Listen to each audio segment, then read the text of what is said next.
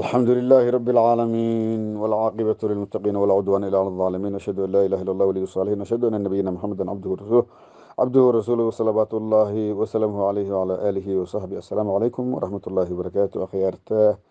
أخيارتنا dhegeysanaysaa mawduucan weli wuxuu ku saabsan yahay caafimaadka.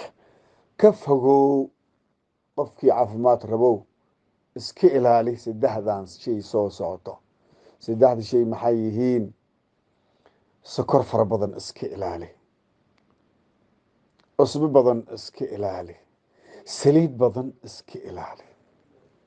caafimaad ma rabta? saddexdan shay aad iyo aad u yaray. sokorta baaritaan markii lagu sameeyey waxaa la ogaaday cudur oo bani aadamka ku dhaca inuu asaas u yahay sokorta la badsado inay ma ka warqabta oo xaqiiqa la ogaaday waay. waxaa la baaritaan lagu sameeyey Kenya dhexdeeda ayaa baaritaan la sameeyey, idaacada baaritaan sameysay. naaga oo madow ayaa sokorta isticmaalkooda la weydiiyey. mid waxay tiri anaga familiyan ahay, cid deganaan ahay, sokorta waxaan isticmaalaa bishii 5 kiilo. mid kale waxay tiri maya, bishii 3 kiilan isticmaala bishii dhan. maamo Soomaali ayaa la weydiiyey oo cid degan ah, waxay tiri bishii waxaan isticmaalaa 50 kiilo. inna lillahi wa inna ilayhi raajicuun. cidaas cid oo dhamaatay oo baaba'day oo kale ay ka dhigan tahay. dad markaa sida oo kale sokorta iska ilaali, si gaar ahaan qofkii 50 gaaray sokorta rag iyo haweenba iska ilaali. cusbada iska ilaali, aad iyo aad iska ilaali saas oo kale. waxaad iska ilaalisaa subagga iska ilaali. saliidan si gaar ahaan saliidan wax lagu karsado khalis waay. qofkii ilaahay tabar siiyey inuu saliidaha kale isticmaala ayaa ka fiican. saliidaydan khatar badan ayaa ku jirta, iska ilaaliyo.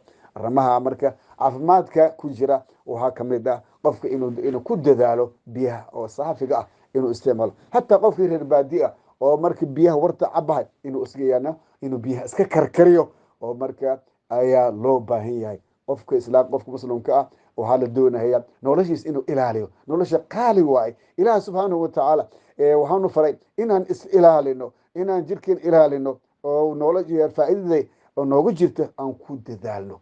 saas ayaan dadka dhammaantooda u dardaarmaya. hal iska ilaaliyo waxyaalahan socda. sida oo kale qof kasta ha ku dadaalo inuu cuno. qofka inuu cuno ha ku dadaalo raashin waa maxay? misigi, geleyda, shamuureyda, ugu dambaysata bariiska. laakiin waxyaalahan oo burka laga sameeyo, bur aad iyo aad iskaga ilaali. bur aad iyo aad haliskaga ilaaliyo. burkan la cunahay caafimaad xumo ayaa ku jirta. haliska ilaaliyo. iska ilaali daa'iman. iska ilaali arhooy barafka iska ilaaliya. barafka iska ilaaliya. dadka kama warqabaan. dad badan si gaar ahaan gabdhaha dhul kulul joogaan waxaad arkaysaa inuu baraf aad u cunahaya. noloshaada waad halaysay ogow. caafimaadkaada waad ku ciyaartay ogow. allah subxaanahu watacaala xaqa hana waafajiyo. khaatim wanaagsan allah na siiyo. dembiga allah dhaafo. khaatim ilaahi subxaanahu watacaala tawfiiq hana siiyo. wasala allah wasalam calaa nabiyina maxamed wa alihi wasaxbihi.